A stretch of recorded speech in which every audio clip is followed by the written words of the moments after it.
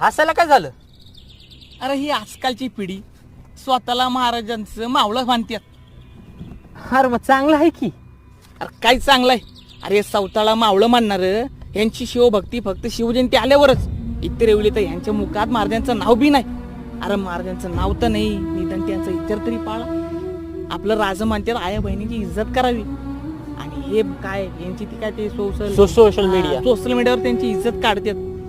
अरे राज म्हणतात धर्म जपा, आणि यांचा धर्म फक्त काय स्टेटस पुरतेच. अरे यांना मंदिरात जायला सुद्धा लाज वाटते.